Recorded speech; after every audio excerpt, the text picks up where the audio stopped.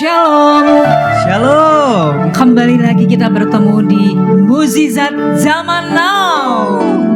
Lebih semangat ya semuanya untuk bertemu di malam hari ini kita. Mari kita sama-sama menyaksikan Mukjizat Zaman Now untuk kita bertumbuh, berkembang bersama-sama. Dalam nama Yesus kita memulai ibadah kita malam hari ini. Mari saya undang semuanya, saudara terkasih, Bapak Ibu, untuk kita satukan hati kita. Tuhan Yesus, terima kasih atas kebaikan-Mu Tuhan untuk semua hidup kami. Dan juga untuk malam hari ini kami satukan hati kami di Mukjizat Zaman Now ini. Karena kami percaya Tuhan, mukjizat-Mu pasti terjadi untuk hidup kami semua. Begitu juga di malam hari ini. Siapapun kami, dimanapun kami berada Tuhan, kami mau satukan hati kami. Biarlah Engkau ada dan Engkau bertahta di setiap pujian penyembahan kami dan setiap ibadah kami. Terjadilah Tuhan Yesus. Terima kasih Tuhan. Dalam nama Tuhan Yesus, haleluya, amin. Mari kita sama-sama naikkan pujian untuk kita mulai ibadah kita malam hari ini. Tuhan tiap jam ku memerlukan Engkaulah yang memberi sejahtera penuh setiap jam ya Tuhan. Jika ku perlukan, ku datang juru selamat, berkatilah.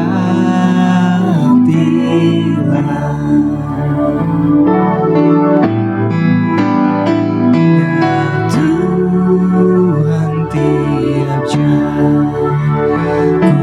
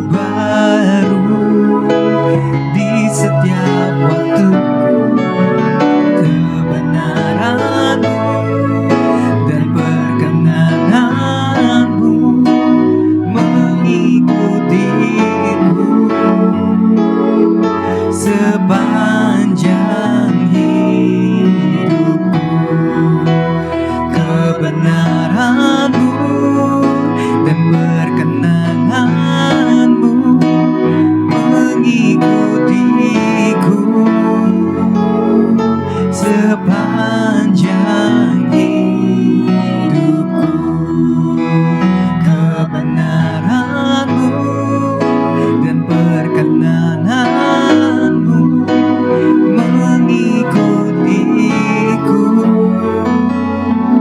sepanjang hidupku.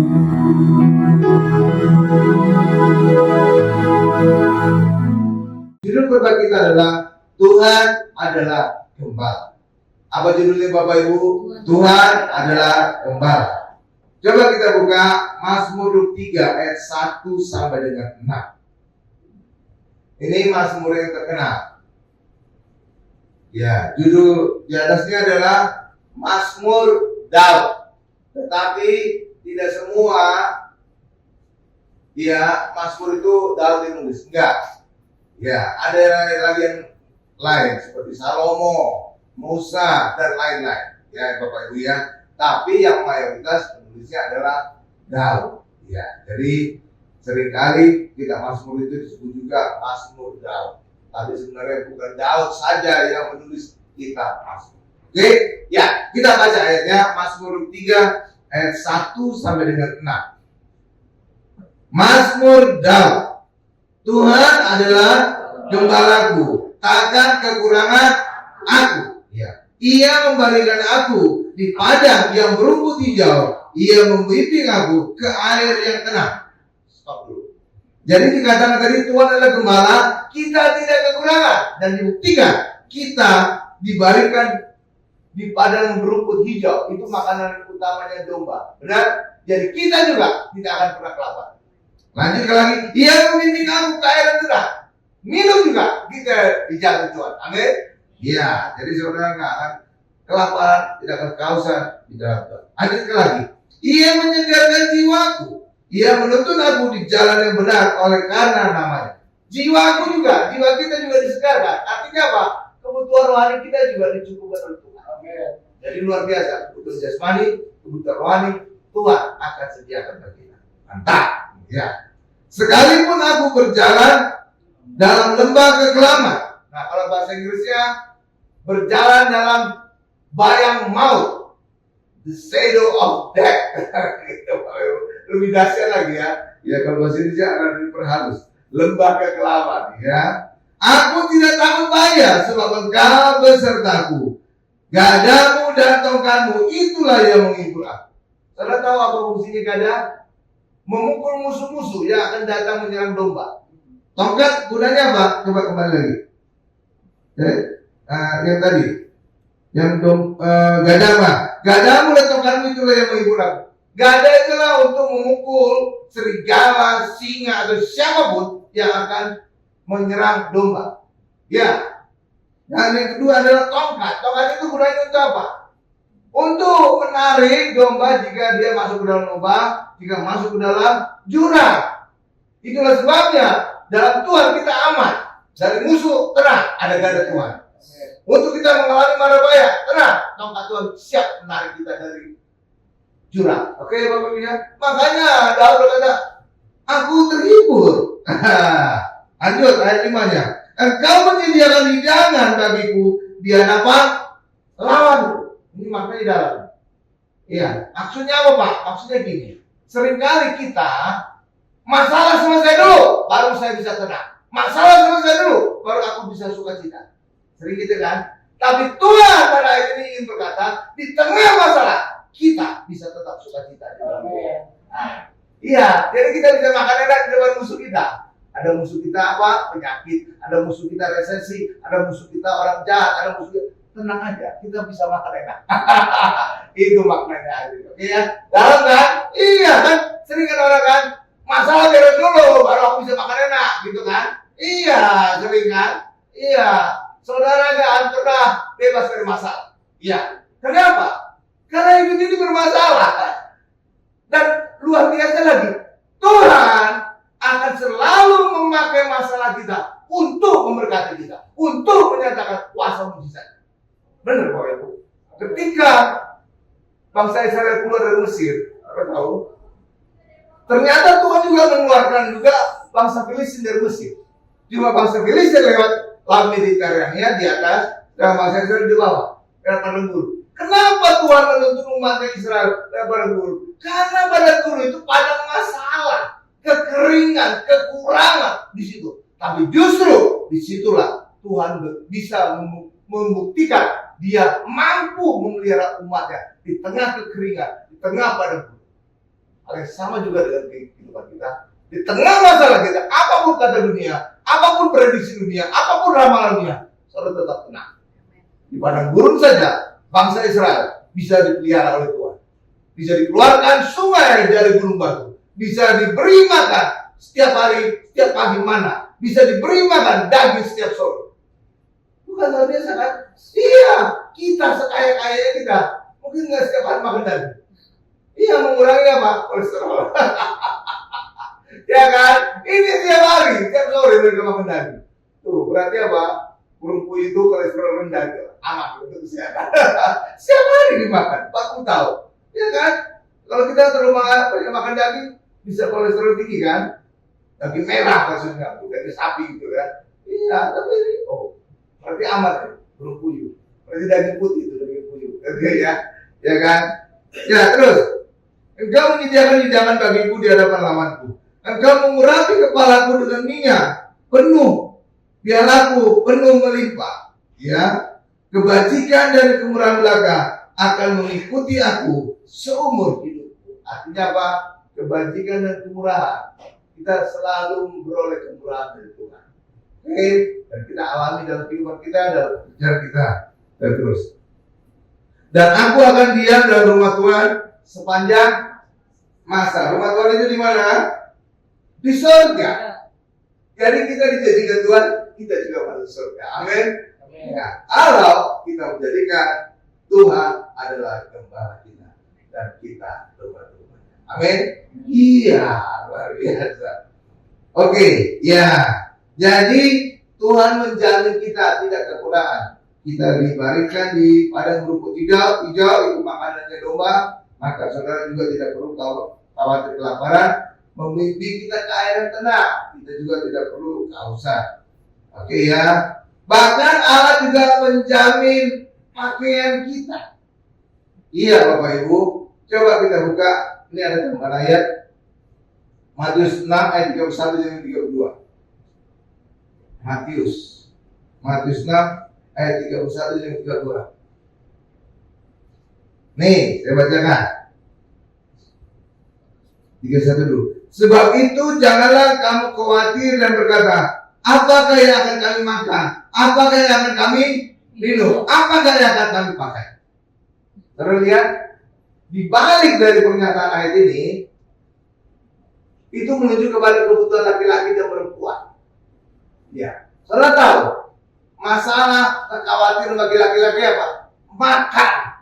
Terutama kalau suami menjadi pencari nafkah dalam keluarga. Masalah makan. Iya, masalah makan Bapak Ibu. Tapi kekhawatiran wanita apa?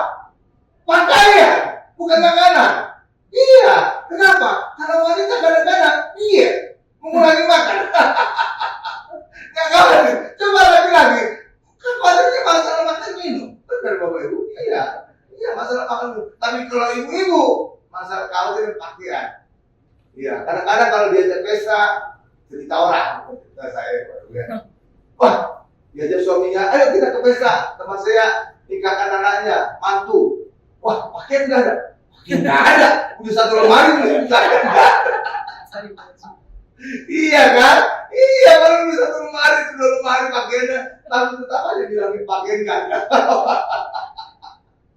Iya kan? Kenapa? Karena ibu-ibu cenderung nggak mau pakai pakaian yang sama berulang-ulang. Ya kan? Masalah utama ibu-ibu itu ya itu pakaian, bukan makanan. Justru ibu-ibu kadang-kadang malam nggak makan, benar ya? Iya, jaga badan katanya, kulitnya biar. Iya, tapi kalau laki-laki itu cenderung khawatir tentang makan. Jadi kekhawatiran bapak-bapak masalah makan minum Tuhan jamin. Ya, masalah pakaian kekhawatiran ibu-ibu Tuhan jamin juga. Ya, nah ayat 32-nya, semua itu dicari bangsa-bangsa yang tidak mengenal Allah, akan tetapi Bapamu yang juga tahu bahwa kamu memerlukan semuanya itu. Ayat ketiga terakhir. Tiga. Tetapi carilah dahulu kerajaan Allah dan kebenarannya, maka semua itu akan ditambahkan kepadamu. Jadi cari Tuhan, maka semua akan ditambahkan. Kalau saya berkata, maka semua akan kita dapatkan. Kenapa? Karena di dalam Yesus ada semua. Saudara bukan apa sekarang? Kesehatan di dalam Yesus, oleh dulunya kita sembuh. Ya. Saudara bukan apa? Berkat. Yesus berkata, firman Tuhan berkata, aku kaya menjadi miskin agar kau menjadi kaya. Tadi berkati kan Bapak Ibu ya? Iya kan? Iya. Jadi apapun kebutuhan kita dapat, Yesus dapat semua. Itu bukan teori bagi saya. Bagi saya, ini saya alami dalam hidup. Iya Bapak Ibu, saya bersaksi sedikit. Karena istri saya berkata, kalau berbadu selalu ada kesaksian dikit. Supaya ada angkat. Ya, gini Bapak Ibu. Saya seorang engineer. Saya ITB, lulusan ITB. Ya Bapak Ibu ya. Saya kemudian kerja sebagai engineer di suatu perusahaan. Ya, di antara Jakarta dengan Bogor, Cirebon. Saya engineer 10 tahun. Sampai akhirnya saya dipanggil Tuhan. Setelah saya mengalami mujizat, bisa berangkat ke Israel. Ya, berangkat ke Israel kenapa? Karena saat saya pulang fitness, kasih dapat emas 1 kantong. Luar biasa ya. Iya, luar biasa. Sehingga saya berangkat ke Israel. Dan pas saya jual emasnya itu sama dengan biaya ke Israel. Luar biasa. Saat itu saya ingat banget tahunnya 1998. Saat krisis multidimensi Indonesia. Krisis.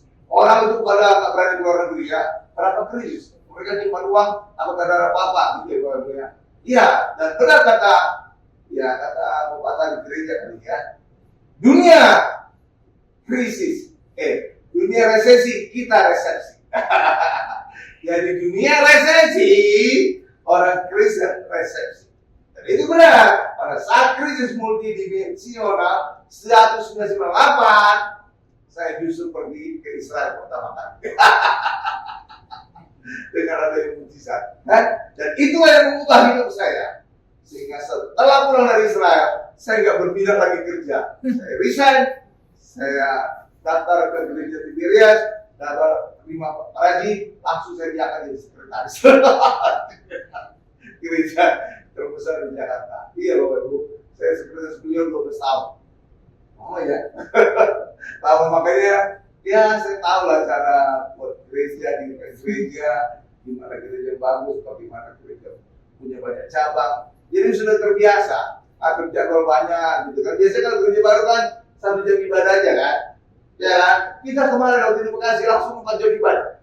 2 tempat aja. Bagi saya itu biasa. Betul-betul gitu. Kenapa?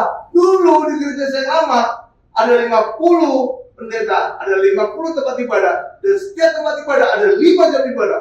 Itu dikombin semua, dicampur diaduk. Orang bisa bayar rumitnya. Jadi sudah terbiasa ngatur-ngatur ibadah yang banyak. Makanya ya, sekarang kita juga sebenarnya lebih banyak di Bekasi. Cuma hari minggunya 3 kali berkurang 1, tapi hari biasa tambah 2. Jadi totalnya 5 kan. Jadi lebih banyak sebenarnya. Oke ya, iya. Tapi bagi saya sama istri juga pas 3 kali jam ibadah. Nggak terlalu capek kita. Iya benar Bapak Ibu. Capek kalau kemarin pun pulang itu kayak kita udah lekoi gitu. Capek banget. Iya ya. Ya. Nah itulah dia Bapak Ibu ya. Jadi Tuhan itu maka carilah dahulu kerajaan dan kebenaran, maka semua akan ditambahkan. Dan benar, ketika saya resign dari pekerjaan full di gereja, jadi sekretaris saya Bapak Gembala Pak Reji, almarhum, ya Bapak Ibu, maka saya diberkati luar biasa. Pendapatan saya bisa 5 kali lipat dari saat saya engineer. Luar biasa kan? Iya, padahal kerjanya cuma 1 hari Minggu aja. Sedangkan sebagai engineer 5 hari kerja, Senin sampai Jumat kan? Iya, tapi luar biasa. Bahkan saya dapat ekstra, dapat jodoh istri saya. Iya, ketemunya di gereja, beliau dulu singer di gereja kan? Luar biasa kan? Ketemunya di gereja. Iya, gitu Bapak Ibu ya. Iya, jadi itulah. Jadi kalau kita cari Tuhan, Tuhan sediakan semua. Iya, iya. Jadi dulu itu ya gimana ya, saya Ini katalah Bapak Ibu ya. Ya saya usia 35 tahun, baru ke 34 tahun baru nikah. Istri saya 33 tahun, beda setahun. Makanya pacaran singkat aja kita. Sampai expire tuh. Umurnya. Cuma 3 bulan pacaran langsung, ayo. Dan kita milihnya hari Valentine Days. Tanggal pemilu. Jadi hari Valentine itu punya makna dia. Selain kemarin pemilu ya, pemilu. Terus pernikahan kita, ulang tahun pernikahan kita yang ke-21. Lalu juga adiknya istri ulang tahun juga pada saat Valentine. Jadi 3 perayaan kita. Nah, kayak yang luar biasa ya. Jadi Tuhan, takut banget Tuhan. Jadi Tuhan, saudara cari aja Tuhan, semuanya akan saudara dapatkan. Iya ya. Sebenarnya bisa ditambahkan lebih porsinya. Kita dapatkan karena di dalam Yesus ada semua kebutuhan kita. Oke, keselamatan ada dalam Yesus, berkat ada dalam Yesus, kesembuhan ada dalam Yesus. Segala macam ada. Dapat Yesus dapat semua jadinya. Oke. Makanya orang-orang itu kenapa mereka rebutan jadi menang pilkada? Lalu tahu kenapa mereka ingin jadi menang pilkada atau pemilu? Karena mereka dapat jabatan itu, semua mereka dapat. Gaji dapat, fasilitas dapat, rumah dapat, tunjangan dapat, semua dapat kan? Iya, makanya rebutan pilkada. Iya, padahal biayanya mahal sekali. Iya kan?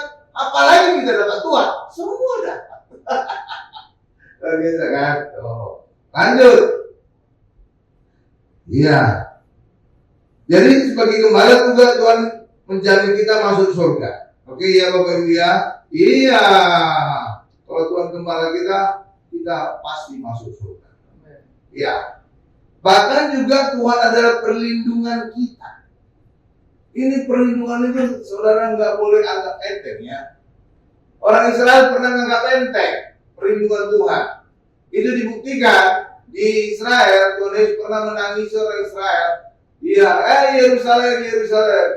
Ya, engkau membunuh nabi-nabi yang datang kepadaku. Aku ingin seperti induk ayam melindungi anak-anak yang di bawah kepala saya.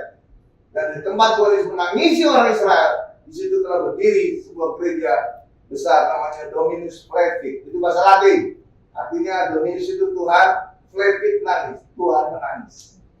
Ya, itu ada satu gereja. Dan biasanya kalau orang Israel dibawa ke gereja. Kenapa? Karena tempat gereja persis kita bisa melihat kota Yerusalem. Posisi paling strategis. Ya, ya. Nah, jadi karena orang Israel menolak perlindungan Tuhan itu, itulah sebabnya orang Israel menjadi bangsa paling menderita di dunia. Selama berabad-abad mereka mengalami aniaya di seluruh dunia.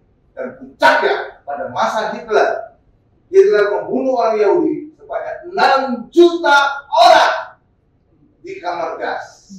Ya, dan itulah sebabnya di Israel itu ada peringatan yang namanya Yad Vashem. Jadi kalau orang juga Israel seringkali diajak situ untuk melihat bagaimana penderitaannya orang Israel mengalami pembunuhan. Ya Bapak Ibu, 6 juta orang. Wih, itu banyak sekali loh Bapak Ibu. Banyak sekali, mungkin 1/4 jumlah populasi orang Israel ada satu itu ya. Iya, Hitler itu yang bisa dua ini. Ya luar biasa ya, karena itulah orang Kristen harus terus mengadakan perlindungan Tuhan. Amin Bapak Ibu ya. Karena apa? Iblis itu membenci 2 golongan di dunia. 2 golongan ya. 1 orang Israel. Kenapa? Karena orang Israel adalah asalnya Tuhan Yesus. Ya, karena keselamatan berasal dari orang Yahudi. Ada ayatnya. Amin Bapak Ibu.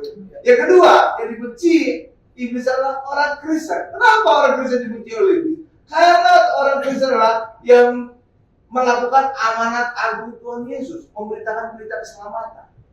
Iya, itulah sebabnya 2 golongan ini yang paling dibenci oleh iblis. Akan dibinasakan kalau bisa.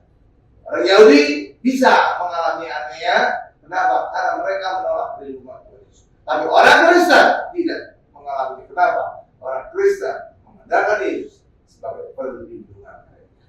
Amin. Karena itulah saudara, jangan pernah mengabaikan perlindungan Tuhan. Selalu keluar dari rumah, minta perlindungan Tuhan. Kita nggak tahu apa yang terjadi di luar rumah. Benar Bapak ya? Iya, bisa aja kita naik kendaraan aman, tapi orang yang lagi mabuk nabrak kita, bisa aja kan? Kita Kita nggak bisa nebak orang, benar kan? Iya. Mungkin kita aman, sehat, tiba-tiba orang yang sakit ada virus nularin kita, bisa aja kan? Bisa. Segala macam itu bisa terjadi. Karena itu kita nggak bisa nebak apa yang terjadi di luar rumah, apa yang terjadi di depan. Karena itulah Anda akan melindungi Tuhan, sehingga Tuhan akan melindungi kita bebas mara bahaya. Amin. Iya. Coba kita lihat ayatnya bahwa Tuhan Yesus, Mazmur tadi perlindungan kita belum baca. Mazmur 91 ayat 1 sampai 16. Ini luar biasa. Mazmur 91 ayat 1 sampai 16. Ini kalau dalam mara bahaya seringkali didorong oleh gereja sekular yang pernah di dekat di daerah Sulawesi di Bapak Ibu, itu mendoakan Mazmur 91 ini memang doa ayat perlindungan, ya. Nih, saya bacakan 91 ayat 1 sampai dengan 16. Orang yang duduk dalam lindungan yang maha tinggi dan bermalam dalam naungan yang maha kuasa akan berkata kepada Tuhan, tempat perlindunganku dan kubu pertahananku, Allahku yang kupercaya. Amin.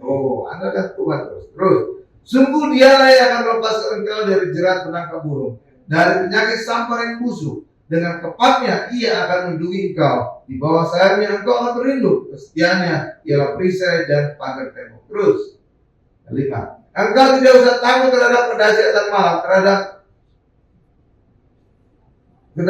terhadap mana yang terbang di waktu siang, terhadap penyakit sampar yang berjalan di dalam gelap, terhadap penyakit menular yang mengamuk di waktu petang. Terus, walau 1000 orang rebah di sisimu dan 10.000 di sebelah kananmu, tetapi itu tidak akan menimpa. Stop dulu.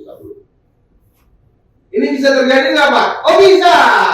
Khususnya kemarin COVID. Ya kan, karena sering dengar suara sirine. Oh, ada orang mati. Nah kan, rumah sakitnya sampai penuh. Ya kan, tapi saya nggak perlu khawatir. Jadi ayat ini untuk menjamin.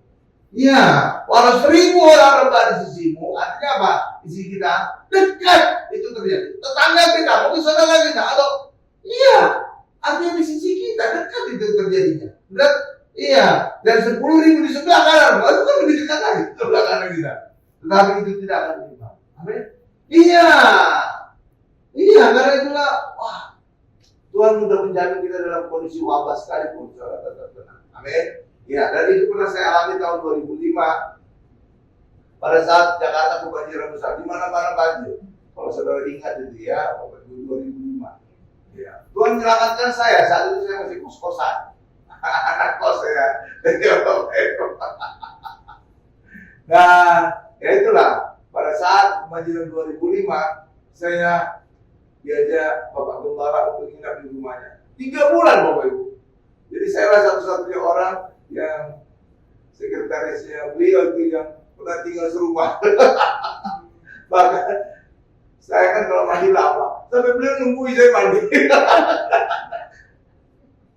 Pakai anduk, beliau udah mandi. Saya pergi ke kamar mandi. Saya bilang, ya ampun Bapak Gembala. Nungguin saya gitu. Nah, jadi saya cuma nonton aja peristiwa.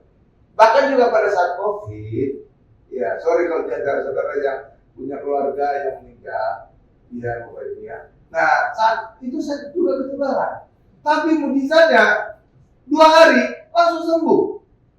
Saat itu saya ketularan dari Ibu Gembala ketularan dari teman kantornya, rupanya Ibu Gembala OTG. Makanya OTG bawa virus ke rumah, saya malah ketularan gitu. Langsung saya iya Bapak Ibu, ketularan sampai saya tahu lah, pingsan. Ibu malah panik di telepon ambulans dan potong saya dari kamar dibawa ke UGD Pondok Indah. Iya, dan itu sampai luar biasa Bapak Ibu. Bahkan kemudian kan saya kan dimasukin ruang isolasi. Dokter itu ngomong kayak enteng atau gimana kalau sama istri. Iya, dia bilang, "Bu lihat, emangnya kenapa dilihat?" Iya, 50-50. Iya, kan saat itu kan keluarga nggak boleh menemani ke ruangan kan? Iya, isolasi kan, COVID kan? Iya, makanya saya dibawa ke ruang isolasi. Ruangan penuh, akhirnya saya dimasukin ke ruang ICU. Itu banyak orang mati di situ Bapak Ibu. Ya kan gawat-gawat semua juga. Iya kan? Iya. Nah, akhirnya saya di situ. Tapi 2 hari kemudian nggak tahu gimana langsung sehat. Dan saya kan ingin biar istri, ibu tenang kan. Gimana? Saya video ya ruangan. 2 hari langsung bisa buat video. Baru saya kirim share ke ibu. Oh, udah sehat gitu kan. Iya dong, karena dia kan nggak bisa lihat saya. Kan ruang isolasi. Makanya saya beriman, saya videoin. Videoin saya kirim. Itu. Jadi dia. Iya, jadi itu pas saya sembuh. Orang biasanya datang sehat, pulang udah meninggal. Iya kan? Saya enggak. Datang sudah pingsan, tapi pulang sehat. Jadi luar biasa. 2 hari sudah pulih saya. Ya, cuma istirahat. Ya, ini akhirnya cuma seminggu pulang. Kan? Luar biasa kan? Iya, tapi izinkan itu kenapa? Untuk menunjukkan bagi kita, di saat kita menghadapi masalah, Tuhan mampu mengubah masalahnya. Ya kan? Kalau kita menghadapi masalah, sama seperti saudara. Misalkan saudara lihat ada seseorang mengalami sembuh dari kanker.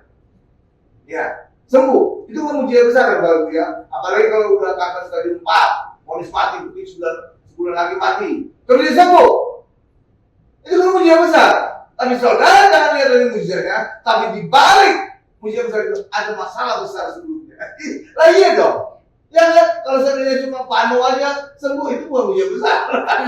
Kenapa penyakitnya sepele? Ya kan? Iya. Jadi kalau saudara melihat ada orang mengalami mujizat besar, pasti sebelumnya dia mengalami masalah besar.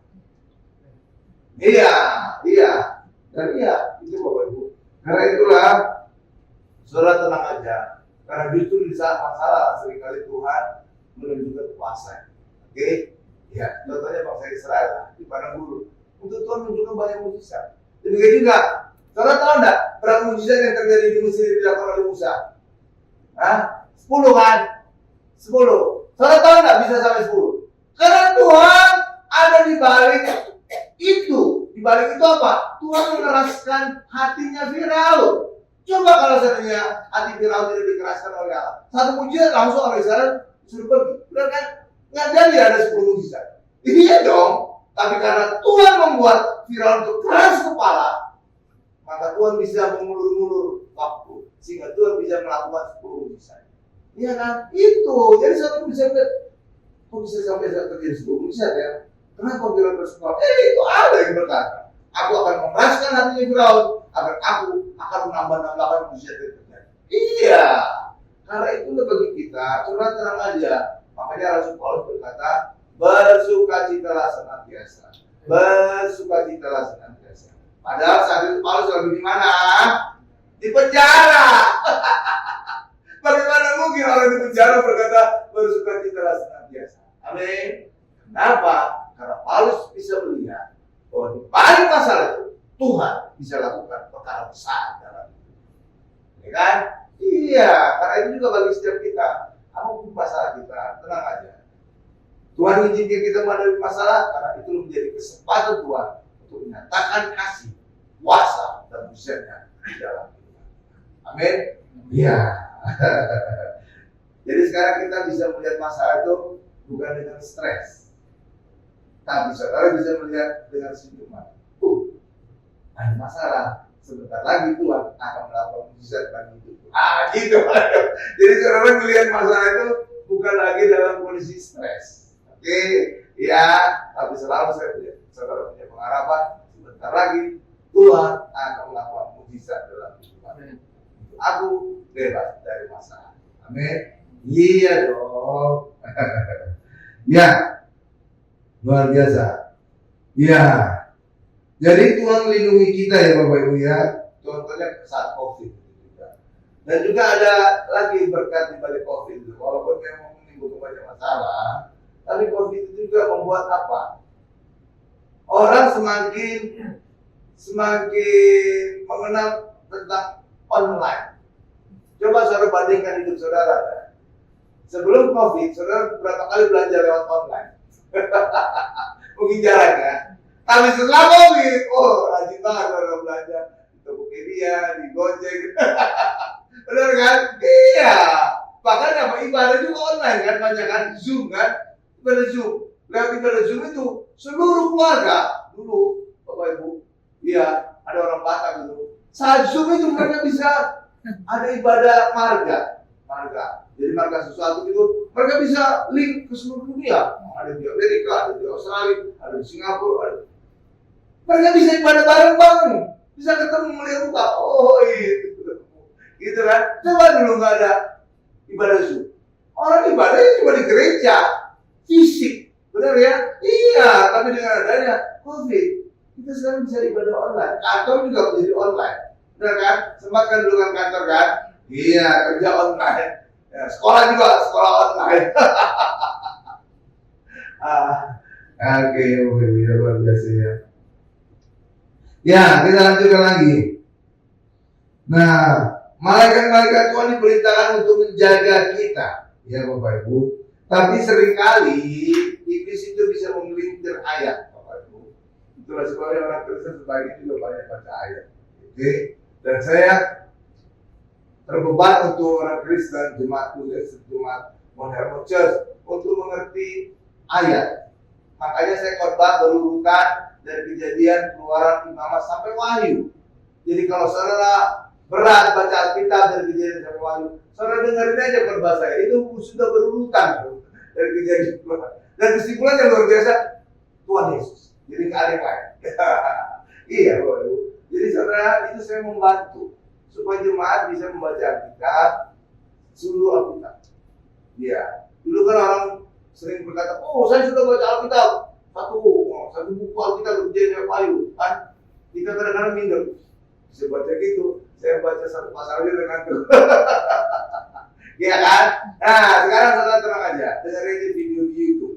Ya, nanti saat pengumuman itu ada media sosial. Nggak usah saudara catat, fotoin aja. Kalau nanti di rumah saudara fotoin gitu, media sosialnya. Nanti baru saudara masuk. Jadi foto. Jadi PL tolong diingati, jangan dicatat, di foto, cepat. Nah, langsung 1 detik juga udah terekam semua itu kan medsosnya. Medsosnya ada 3, di TikTok, di IG, sama di YouTube. Nanti tambah lagi satu lagi di Facebook, ya. Oke ya, udah tambah belum dimasukkan dalam lembar pengumumannya. Nanti kita akan masukkan segera. Oke. Nah, karena itulah kita juga perlu tahu tentang ayat, ya. Walaupun kita nggak perlu terlalu hafal semua, ya Bapak Ibu ya. Tapi secara garis besar kita tahu kenapa iblis seringkali memakai ayat itu untuk mencobai orang Kristen. Bahkan Tuhan Yesus aja dicobai dengan memakai ayat. Iya Bapak Ibu. Pada saat Tuhan Yesus dicobai, ya dibawa ke bukit Baital, disuruh turun, terjun ke bawah. Karena kata iblis, malaikat akan menata kakimu sehingga engkau tidak terjatuh pada batu. Padahal itu saat kita berjalan normal, bukan terjun-terjunan gitu Bapak Ibu ya. Karena itu saudara jangan sok-sokan, karena saudara tahu malaikat Tuhan melindungi saudara, jangan saudara cobain Tuhan. Wah, kok malaikat menjaga saya? Ada kerusuhan, saya datang aja ke kerusuhan. Oh, mati gitu. Mati. Jadi jangan mencobain Tuhan. Artinya apa? Tuhan melindungi kita dari mara bahaya kalau kita tidak sadar. Mungkin orang meracun kita, minuman kita, orang lain ingin membuat jahat kepada kita. Itu yang perlindungan Tuhan. Ya Bapak Ibu ya, bukan kita sadar secara bahaya kita datangi ya mati kita. Ya Bapak Ibu ya, sama seperti misalkan, oh baik God, rasanya apa yang saya minum? Ya mati. Tapi ketika ada orang meracun saudara dengan baik God, diam-diam, saudara tak perlu khawatir, saudara. Bah, ya. Tapi jangan sengaja minum baik God. Ngicip. Apa sih rasa baik God? Ya, oke ya. Coba kita lihat saat Tuhan Yesus dicobai, Matius 4 ayat 6. Ya, oke. Nah, lalu berkata kepada Yesus, jika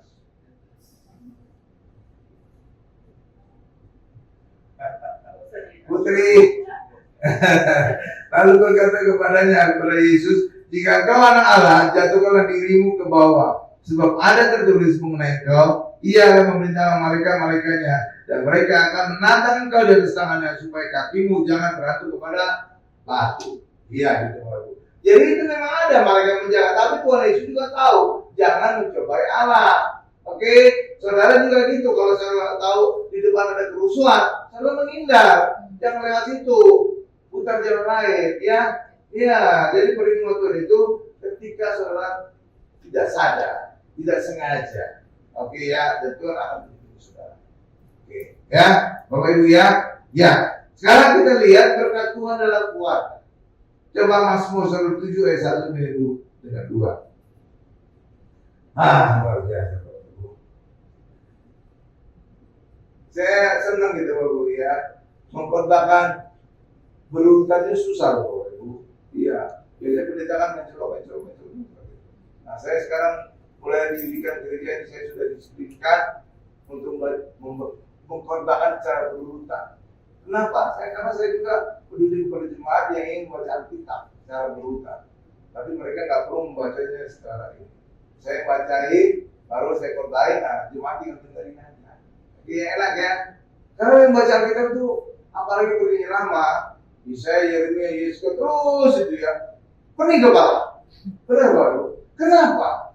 Karena nabi-nabi itu menunjukkan dosa-dosa orang Israel. Itu pertama. Yang kedua, menubuatkan hukuman Allah atas dosa mereka. Wah, itu bagus. Semua itu seragam.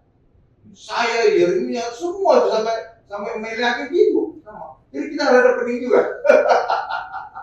Iya Bapak Ibu. Makanya jabatan kenabian kita nggak disebut jelas.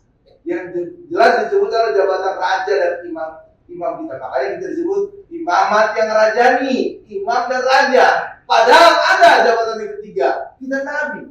Apa bukti nabi Pak? Tugas kita memberitakan perbuatan-perbuatan besar tentang Allah. Amanat Agung Tuhan Yesus itu adalah tugas kenabian kita. Tapi kenapa jabatan nabi kita tidak disebut? Karena jabatan nabi itu ada dua. Satu memberitakan firman Tuhan, kayak tugas kita menyampaikan amanat Agung. Yang kedua menyatakan dosa orang lain dan menubuatkan hukuman Allah terhadap orang lain. Nah, itu kan tidak kita lakukan. Iya kan? Iya. Makanya jabatan nabi kita nggak disebut jelas.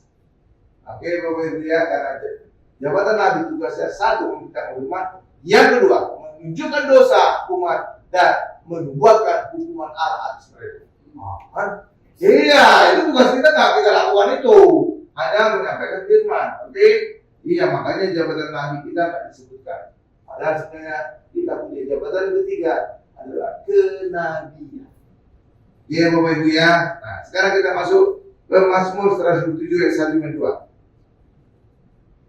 Nah, ini saya bacakan ayat awalnya, nyanyian ziarah Salomo. Nah, ini kita Mazmur. Artinya kita Mazmur bukan hanya Daud saja yang menulis, Salomo juga ikut menulis. Tuh, ya. Jadi saudara tahu penulis itu dari awal, ayat awal itu ada. Jadi bukan hanya Salomo, ada lagi yang lainnya. Oke ya. Ya, terus. Jikalau bukan Tuhan yang membangun rumah, sia-sialah usaha orang yang membangunnya. Jikalau bukan Tuhan yang mengawal kota, sia-sialah pengawal berjaga-jaga. Ayat 2. Sia-sialah kamu bangun pagi-pagi dan duduk-duduk sampai jam malam, dan makan roti yang diperoleh dengan susah payah, sebab ia memberikannya kepada yang cintanya pada waktu hidup. Jadi membangun rumah. Jadi kebutuhan manusia itu ada rumah atau papan. Ya, yang kedua adalah penjagaan, perlindungan. Itu kebutuhan pokok manusia. Yang kedua. Yang ketiga apa? Makanan. Tiga ya.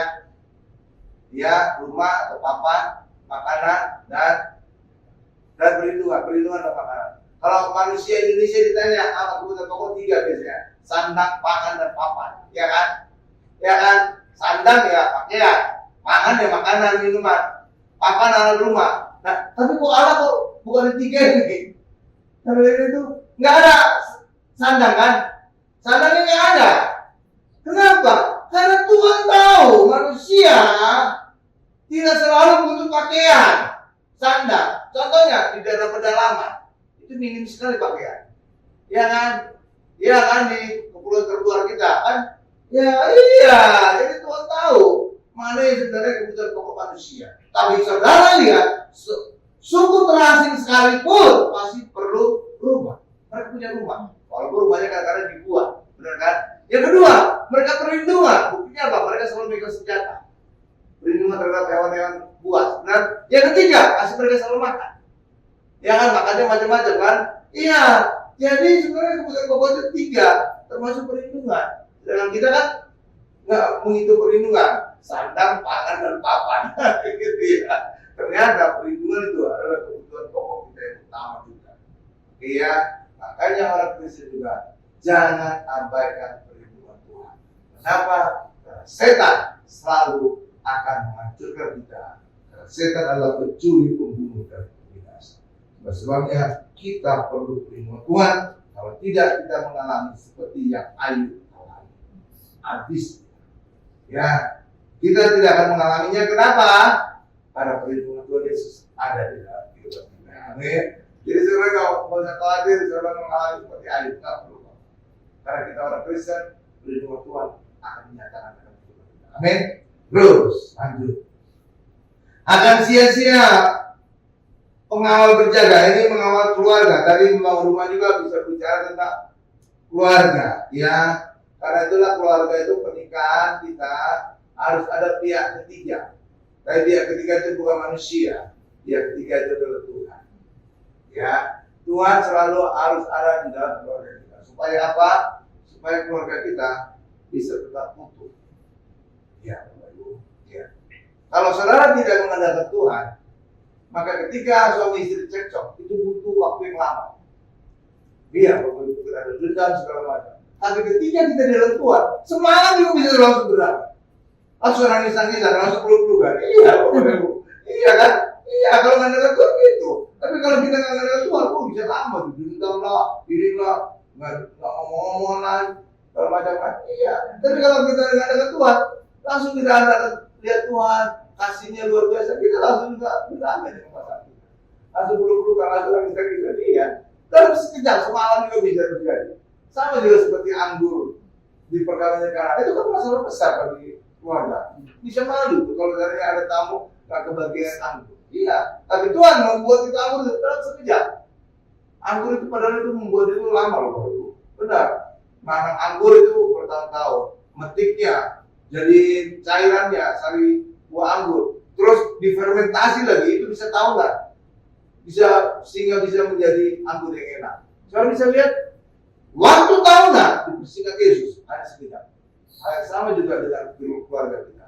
Ketika keluarga kita ada cekcok, ada masalah itu, maka solusinya, perdamaiannya akan sekejap. Amin. Nggak perlu lama-lama. Tapi juga kalau kan, lama sekali. Ya, karena itulah membangun rumah ini juga termasuk membangun keluarga. Ya. Demikian juga pengawal juga. Anda kan selalu Tuhan untuk mengawal kehidupan keluarga kita. Oke? Nah, coba kita baca ayat terakhir tentang keluarga juga, Efesus 5 ayat 2 sebenarnya dan 25. Efesus 5 ayat 2 dan 25.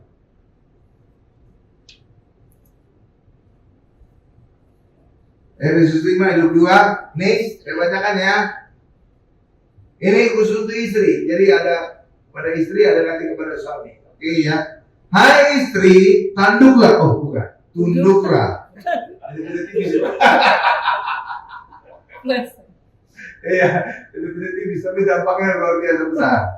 Tunduklah kepada suamimu seperti kepada Tuhan. Saudara, Tuhan pernah jahat enggak? Enggak.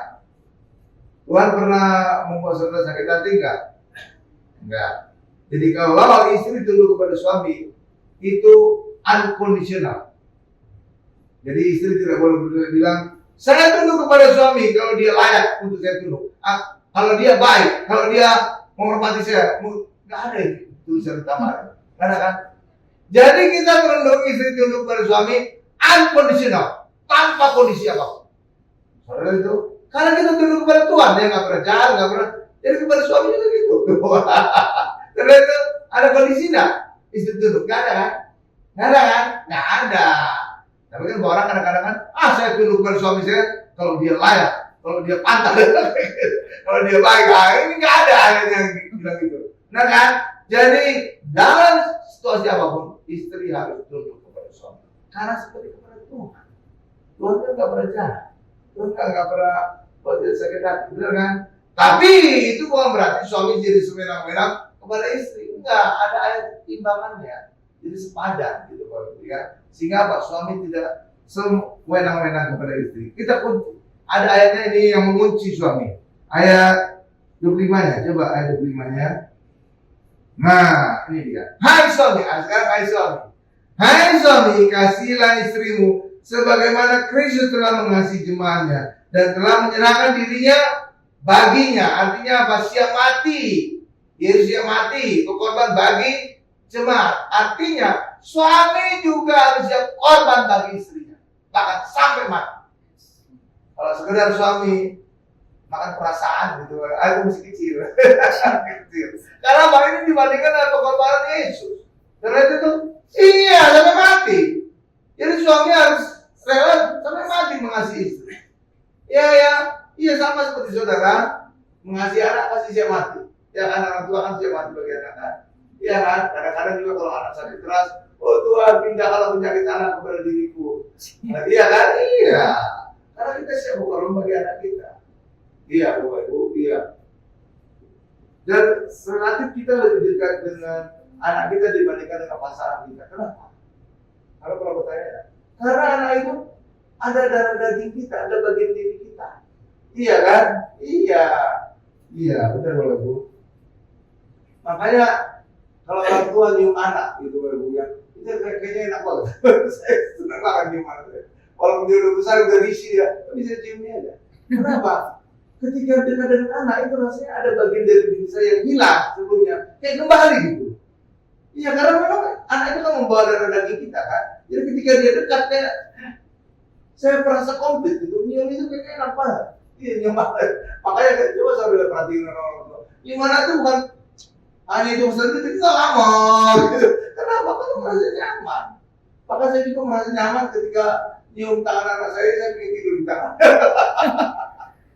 Iya, karena apa? Ada bagian diri kita pada anak kita. Iya, darah daging kita kan. Iya. Nanti kalau sudah menikah semua, menurut saya. Karena ada belum.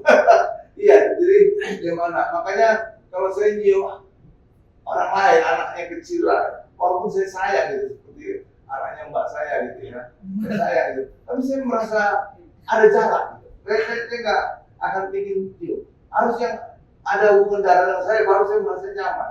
Gitu, iya, gitu ya. Ya, gitulah Bapak Ibu. Karena itulah Bapak Ibu, tadi ayat juga berkata, ya Tuhan menyediakan semua yang kita butuhkan tadi Mazmur 107 pada waktu kita tidur, pada waktu anak-anak kita tidur, kita anak-anak Allah sedang tidur. Sama juga seperti ibu-ibu dulu mungkin pada saat anak kita masih kecil. Mungkin kalau kita nggak punya simba, kita kan pagi-pagi sudah nyiapin sarapan untuk anak kita pergi ke sekolah, benar kan? Iya, ketika anak kita masih tidur. Iya, bahkan juga kita juga sudah menyiapkan harta warisan kita untuk anak kita, benar kan? Iya, ketika dia belum minta apa-apa kita sudah nyiapkan. Oh ini nanti usaha saya untuk anak saya, oh di rumah ini untuk anak saya. Ini, iya, sebelum dia minta kita sudah nyiapkan. Seperti itu juga Tuhan. Makanya kita juga orang Kristen disebut anak-anak Tuhan yang beroleh warisan dari Allah. Warisan, oke?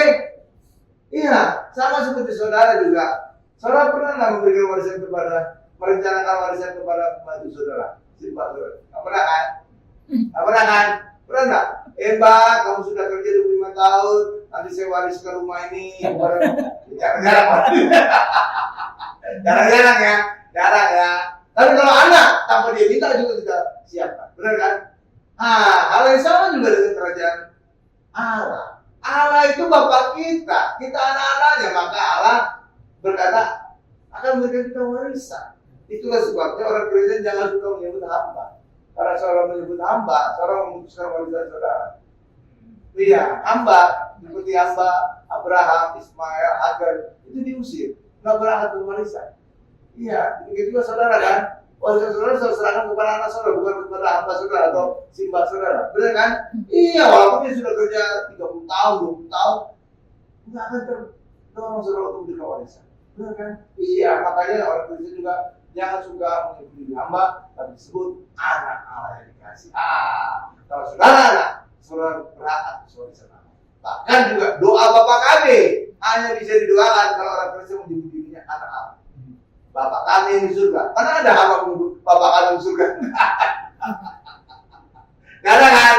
Gak Ada kan? Doa Bapa kami itu khusus untuk anak Allah. Mana mungkin yang di luar dari anak Allah, betul ya? Iya, karena itulah mari terus disebut sebagai anak Allah yang dikasih. Amin Bapak Ibu ya. Oke, ya saya simpulkan berdoa saya. Saat orang Kristen di dalam Tuhan Yesus dan hidup di dalam anugerahnya, maka Tuhan Yesus menjadi gembala, melindungi dan memberkati kita. Amin Bapak Ibu. Kita tunggu dan Mari kita berdoa. Puji syukur Tuhan kami panjatkan nama-Mu Tuhan untuk setiap jemaat-Mu, untuk setiap penonton, untuk setiap netizen yang menyaksikan acara ini, acara mujizat zaman now ini. Yang sakit Tuhan sembuhkan karena Tuhan mau dan mampu menyembuhkan kami. Karena nama Yesus ada di atas segala nama, ada di atas segala nama penyakit kami. Demikian juga usaha pekerjaan kami juga Tuhan berkati. Karena Tuhan kaya menjadi miskin, agar kami menjadi kaya, agar kami diberkati. Terima kasih Tuhan Yesus, terima kasih. Apapun masalah kami Tuhan, kami percaya bersama dengan Yesus kami selalu punya solusi. Demikian juga Tuhan berikan damai di dalam keluarga kami, damai Kristus sehingga suami istri tetap menjaga kasih mula-mula, tetap mengasihi orang tua, mengasihi anak, anak menghormati orang tua dan mengasihi orang tua. Terima kasih Tuhan Yesus, berkati usaha pekerjaan kami, berkati juga istri yang di ibu rumah tangga, berkati juga anak-anak kami yang sedang studi sekolah, agar anak-anak kami menjadi anak sehat, cerdas, dan selalu dapat beasiswa, baik sekolah di luar negeri maupun di dalam negeri. Berkati mereka sampai studi S3-nya lulus dengan beasiswa. Terima kasih Tuhan Yesus. Terima kasih pagari juga anak-anak kami dari segala pergaulan yang buruk, pagari juga dari segala niat-niat orang yang jahat Tuhan. Terima kasih Tuhan Yesus, terima kasih Tuhan Yesus, dalam nama Yesus. Dan kami ingin akhiri doa ini dengan doa berkat. Mari Bapak Ibu semuanya, angkat kedua tangan kita, siap menanti kita untuk menerima berkat-berkat dari Allah Bapa yang Maha Kuasa.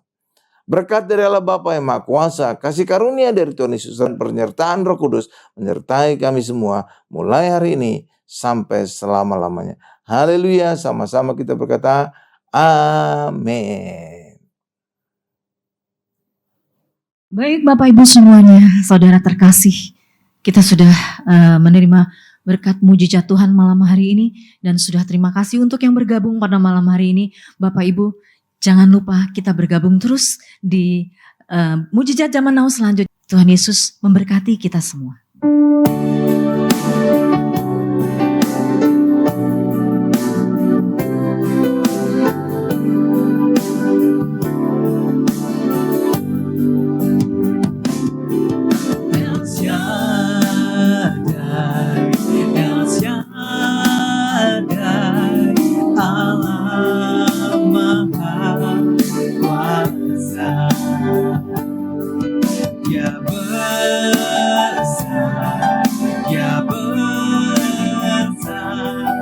El Shaddai,